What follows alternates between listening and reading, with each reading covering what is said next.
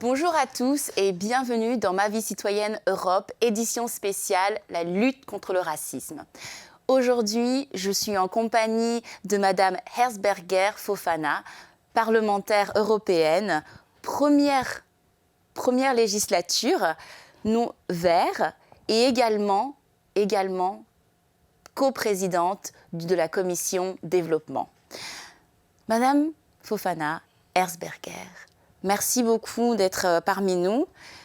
Je voulais tout d'abord vous féliciter pour cet exploit, parce que c'est la première fois, je pense, qu'en Allemagne, une personne afrodescendante est élue au rang de parlementaire européen. Est-ce que vous pouvez nous parler un petit peu de votre parcours et de pourquoi vous avez choisi l'Europe ? Bon, tout d'abord, je vous remercie aussi de m'avoir invité, de m'inviter à cette émission. Et pourquoi j'ai choisi l'Europe? Tout simplement parce que je pense que l'Europe représente la diversité. L'Europe est un modèle, et ce modèle-là, il doit servir à tout le monde. Et ce que je souhaiterais vraiment, que tout ce dont on parle, la diversité, la lutte contre le racisme, les droits humains, c'est d'abord en Europe que ça a commencé. Et donc, si ça a commencé ici, pour moi qui vis depuis des années en Allemagne, je souhaitais donc être élue, ce que j'ai fait. Et voilà, comme ça, je suis devenue candidate à cette élection. Et je tiens aussi à remercier mes électeurs en Allemagne, parce que les gens qui m'ont élue ne sont pas spécialement issus de la diversité. Je viens de la Bavière. La Bavière est reconnue comme une région assez traditionnaliste. Ce n'est pas du tout Berlin, où il y a beaucoup la communauté afro-descendante est très forte, bien au contraire. Et la ville même où j'habite, nous avons très, très peu d'Africains. Très peu d'Africains, très peu de descendants. Et donc, je pense que c'est en même temps une reconnaissance de mon travail, puisque j'étais enseignante. J'ai enseigné dans un lycée, j'ai enseigné à l'université. Et c'est...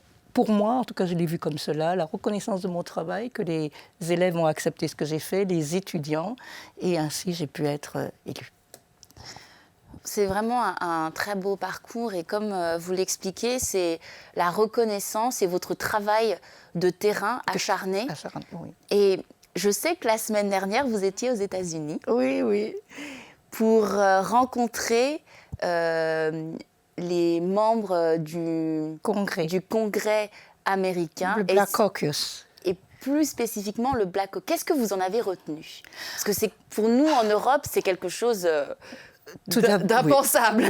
Oui. Ou très difficile. Enfin, on ne peut pas imaginer d'avoir un Black Caucus européen. Non, ou est-ce que vous encore. Pensez que c'est possible à l'enseigne du Parlement européen? Ça va venir. Moi, je suis toujours optimiste et je me dis il faut toujours avoir des rêves fous pour pouvoir les réaliser. Tant qu'on n'a pas des rêves fous, ça ne va pas se réaliser. Alors, le Black Caucus, nous avons un groupe parlementaire, Hardy, qui s'appelle Hardy. C'est contre le racisme et pour la diversité. Et c'est par le biais de ce groupe-là que la commission Helsinki a invité donc les parlementaires d'origine africaine ou d'ascendance africaine, comme on dit, car pour la première fois, nous en avons 7. Bon. C'est-à-dire que dans chaque pays d'Europe, la France, l'Angleterre, avec Brexit, on espère qu'il va rester, c'est le seul homme d'ailleurs, les Pays-Bas, l'Allemagne et la Suède. Voilà. Donc, ils nous ont invités, et je dois dire que moi, j'étais très, très, très heureuse, parce que j'ai pu, d'abord, je ne connaissais pas le Black Caucus, ça je dois dire. J'ai souvent été aux États-Unis, mais c'était toujours dans le cadre universitaire, donc je n'ai jamais eu affaire. Et j'ai eu l'occasion aussi, on m'avait demandé de parler sur les Noirs en Allemagne. Ça, c'est un sujet que personne ne connaît. Et donc, j'ai présenté comment la situation des Noirs, je dis Noirs... pour être political correct, si on veut, mais tout le monde sait qu'il s'agit des Africains. En général, en Allemagne, il s'agit d'ailleurs de métis allemands, d'une façon générale, de mère blanche et de père africaine. Et donc, j'ai eu l'occasion de pouvoir parler du problème, c'est pas un problème, pardon, de pouvoir parler d'une frange de la population dont on ne parle pas. On ne parle absolument pas que les descendants d'Africains existent depuis longtemps, qu'il y en a depuis longtemps. Et là, ça a été la grande surprise. La présidente du Congrès a d'ailleurs dit après ma communication, je n'ai jamais entendu qu'il y avait des Noirs en Allemagne, et encore, ce que je n'avais jamais entendu, c'est qu'il y en avait eu qui avaient vécu la période, nous appelons toujours la période sombre, la période sombre que nous avons vécue, enfin que l'Allemagne a vécue. Et donc ça m'a fait plaisir. Et puis aussi le fait d'avoir rencontré beaucoup de parlementaires. Alors si j'ai bien retenu les chiffres, il y a 55 parlementaires d'origine africaine au Parlement, au Congrès, ce qu'ils appellent le Congrès. 55, parce que le soir, il y avait la réception et tous les parlementaires ont défilé. Évidemment, il y a une majorité de démocrates, mais il y a des républicains, hein, contrairement à ce qu'on croit. Non, il y a des républicains. Et quand j'ai vu ça, je me suis dit, peut-être qu'un jour, nous aurons la même chose au Parlement européen. Mais pour ça, il faut que nous essayions aussi d'encourager nos jeunes à entrer en politique. Parce que si vous n'entrez pas en politique, vous ne serez jamais élu, tout simplement. Or, nous avons de plus en plus une génération qui est née en Europe, qui a grandi en Europe, c'est-à-dire qui connaît les valeurs européennes, qui connaît aussi, je dirais peut-être presque le mode d'emploi, si l'on veut. Et donc, je peux m'imaginer, ce ne sera pas demain la veille, bien sûr, mais dans peut-être, je ne sais pas, moi, je n'ai pas une idée. Vous savez, ce genre de choses, ça peut aller très très vite, beaucoup plus vite qu'on ne le croit. Ça peut être dans 10 ans, comme ça peut être dans 20 ans, ça peut être aussi dans 5 ans. Hein, dans 5 ans, c'est un nouveau... On ne sait pas, on ne sait jamais. Et je pense que ce serait d'ailleurs qu'il faudrait voir de ce côté-là comment encourager nos jeunes, actuellement, qui sont ici, qui vivent dans tous les pays d'Europe, il y en a. Hein, donc, puisqu'il y en a dans tous les pays, ben, la bonne preuve, nous sommes la preuve vivante qu'il y en a dans tous les pays d'Europe. Et je suis convaincue que si on les encourage, si on avait un système de mentoring, de coaching, ou quelque chose comme ça, et puis les amener aussi à cette idée, il est possible que vous viviez en Europe, il est possible que vous soyez ici et que vous puissiez participer. C'est ça, c'est de participer pleinement à la vie du pays dans lequel vous vivez. Vous savez, la génération, nous, quand nous sommes arrivés, nous sommes venus avec l'idée de repartir. Donc, on a toujours eu en tête, on va retourner au pays. Et à force de retourner, beaucoup d'entre nous ne se sont pas impliqués du tout dans la vie politique. C'était, vous rêvez, bon, de toute façon, je suis là pour quelque temps, hein, et puis quand j'aurai fini mes études, j'aurai tous les diplômes que j'ai eu envie d'avoir, je retourne. Et maintenant, on sait que les gens restent. Voilà. Ouais, alors donc, ce serait dans ce sens-là que je crois qu'on pourrait travailler pour parvenir à avoir la même chose qu'au Congrès américain. En parlant de travail, quel est votre objectif pour les 5 prochaines années? Comment, parce que vous avez parlé vous êtes maintenant vice-présidente d'une commission très importante. Oui. La commission du développement au sein du Parlement européen. Oui.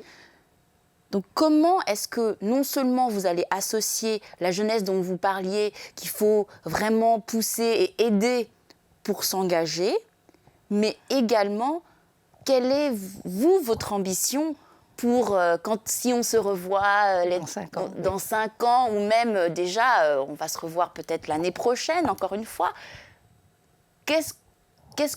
comment vous voyez les choses? Moi, j'ai plusieurs ambitions.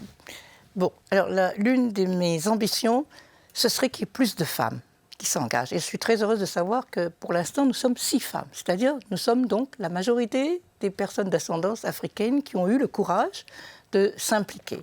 Alors, l'une de mes ambitions, non seulement les femmes, de pousser les femmes, mais aussi pour cela, c'est de m'impliquer dans la vie ici. Et donc, c'est d'introduire des projets que j'ai faits, par exemple, quelques-uns que j'ai faits en Allemagne, qui ont eu du succès.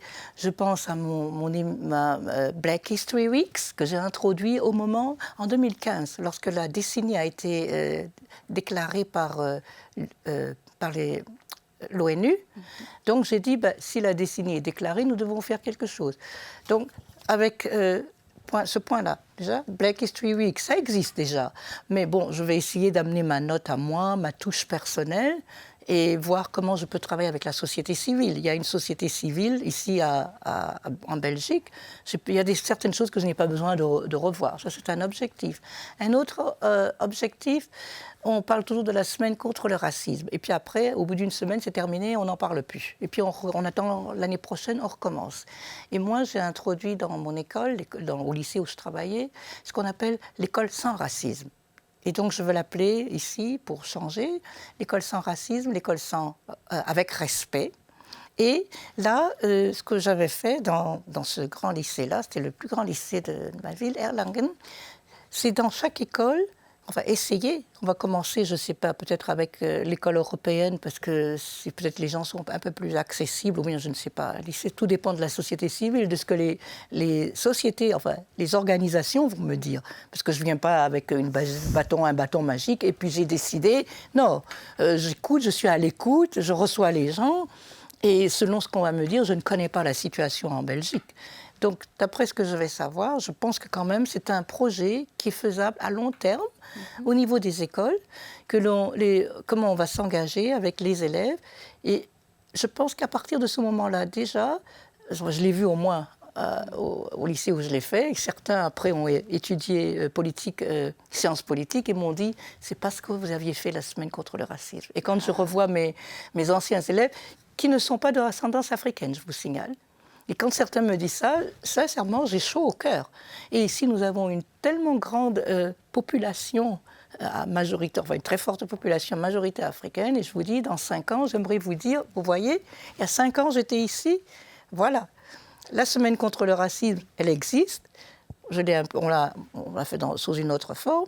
Mais nous avons maintenant, avec les écoles, nous travaillons avec les écoles, nous travaillons avec les organisations féminines. C'est quelque chose que l'on oublie et beaucoup de femmes sont très très actives parmi toutes ces femmes-là. On voit toutes ces femmes qui sont dans le business et pouvoir dresser un bilan. Et comme je dis toujours, j'aimerais que quand je partirai, qu'il y ait beaucoup de femmes qui se présentent et que je puisse dire « Waouh, ça, c'était ton œuvre ». On vous le souhaite. Vous me retenez. On vous le souhaite, on vous retient. Vous retenez. Et ah oui, ça c'est écrit, c'est noté, c'est enregistré. C'est enregistré, voilà. Ça va dans le monde entier. Alors, c'est une promesse. Exactement. Et je vais la tenir, j'espère. Vous allez m'aider. On va vous aider. Vous allez m'aider, c'est ce que je dis. C'est ce que Exactement. je dis. Je n'ai pas de bâton magique, je n'ai pas de formule magique. Donc j'ai besoin du soutien de tout le monde. Exactement. Tout le monde est invité à me faire des propositions, à venir me voir. Je reçois, c'est pas compliqué, je suis de 8h du matin à 20h au Parlement pour les semaines ici. Donc je suis convaincue qu'on peut faire quelque chose ensemble si on le veut. Tout à l'heure, vous parliez de l'intergroupe que Hardy. Je ne l'ai pas créé, hein. Il existait. Non. Okay. Il existait. Et l'une des choses qui est ressortie de la dernière législative qui a été poussée par cet intergroupe, c'est la résolution de mars dernier qui reconnaît la reconnaissance des afrodescendants. Oui. C'est donc suite à cette résolution et étant donné avoir donc il y a eu la résolution en mars et là on commence bien la législature européenne avec la semaine de lutte contre le racisme. Oui. Comment faire suite à cela? Comment continuer dans le bon chemin? Surtout que là, on vient d'apprendre que maintenant, on a besoin d'une protection du mode de vie européen. Oh là là, ça, je savais que vous alliez le dire. Bon, alors, je trouve que personnellement, l'expression est un peu malheureuse. Sincèrement, c'est un peu malheureux. Ça donne lieu à plusieurs interprétations. Hein? Quand on dit protection, on peut penser que l'Europe veut prendre ses distances par rapport à l'Afrique ou aux autres pays. Peut-être qu'il faut voir, comme je vous dis, il faut essayer de pensons positivement. Parce que la présidente de la commission qui l'a dit, que je connais, et je sais qu'elle n'est pas du tout comme la réaction qu'il y a eu dans le monde. Ce n'est pas du tout ça. Dans ce sens de peut-être la protection, moi je ne sais pas ce qu'elle a pensé, mais pour nous autres, on peut protéger les valeurs. Nous aussi, on protège les valeurs. Nous vivons tous dans le même pays. Donc nous protégeons toutes ces valeurs. Maintenant, ce mode de vie, est-ce que ça peut devenir un vivre ensemble? C'est ça toute la question. Est-ce qu'on va essayer de faire de ce mode de vie, parce qu'elle nous a pas on n'a pas eu d'explication, qu'est-ce que ça veut dire le mode de vie? Elle a fait un article pourtant la semaine dernière, et la semaine dernière, elle était à la conférence avec les présidents pour justement s'expliquer pour cela. Et apparemment, rien n'est vraiment sorti. Voilà, exactement. C'est ce que je vous dis. C'est pour ça que je vous dis... Personne ne comprend toujours. Voilà, mais pourquoi est-ce qu'elle veut absolument continuer à vouloir garder ça alors que ça déjà commence très mal, cette relation entre elle et le Parlement? Oui, mais je pense que... Bon, peut-être qu'elle va peut-être changer aussi. Après tout, elle n'est pas encore en fonction officielle. Elle entre en fonction officielle au mois de novembre. Je peux supposer que, compte tenu des réactions, mais ça c'est mon avis personnel, qu'elle va peut-être modifier son truc, ou bien l'arranger, ou bien expliquer carrément. Parce que le mode de vie, c'est ce que chacun peut comprendre ce qu'il veut. J'étais justement à Washington quand elle l'a dit, donc je n'ai pas suivi certaines choses. Hein. Je sais que les réactions ont été très vives partout. Moi aussi, j'ai dit, tiens, ça c'est étonnant, parce que cette dame a été ministre de la Femme et de la Famille. C'est peut-être ce qu'on oublie. Or, comme ça a été perçu au moins dans les pays, ça n'a pas été perçu positivement. Alors, comment nous allons maintenant, nous avons la décennie. Hein, et je crois que nous devons absolument nous mettre dans le sens de la décennie, qui est depuis 2015, et qui va justement jusqu'en 2024, c'est-à-dire à la fin de notre législature, et d'essayer de mettre les valeurs de cette décennie-là, c'est-à-dire la reconnaissance. Hein. La reconnaissance, c'est par exemple lorsque j'ai parlé des Noirs allemands, de ce qu'on appelait l'Holocauste, même si on ne veut pas l'entendre. C'est un fait. Ce qu'il y a eu, même si il y a eu très peu de victimes, si l'on veut. Bon. La reconnaissance, c'est aussi la justice, mais la reconnaissance ou bien la considération. Hein. Considérer tous les citoyens sur le même pied d'égalité, et tous ces citoyens-là, comme je l'ai dit tout de suite, ils vivent ensemble. Qu'est-ce que c'est que le mode de vie? On va protéger notre mode de vie à nous tous qui sommes des êtres humains et qui aspirons en fait au bonheur et qui aspirons aussi à vivre ensemble. Tout simplement. Merci. Avec ce que vous avez dit, je vais terminer par une dernière question qui nous a été fait parvenir, parce que je sais que dans 2 semaines, et que vous parlez beaucoup de la femme, et que vous êtes très engagée, vous êtes une vraie féministe. Et attention, parce que quand on dit vraie féministe, il y en a qui s'imaginent « Wow, puis elle est dure, elle est méchante ». Non, c'est je suis pour les valeurs de femmes. Voilà. Comme je vous dis, je voudrais que les femmes s'engagent, qu'elles croient en leur force, parce qu'elles sont très fortes, et qu'elles y croient, et qu'elles s'engagent, et qu'elles travaillent dans ce sens-là. Donc, en parlant de ça, et dans 2 semaines, donc vous êtes panéliste pour la semaine européenne des filles. Et donc, on a reçu une question du collectif qui organise cette semaine. Oui.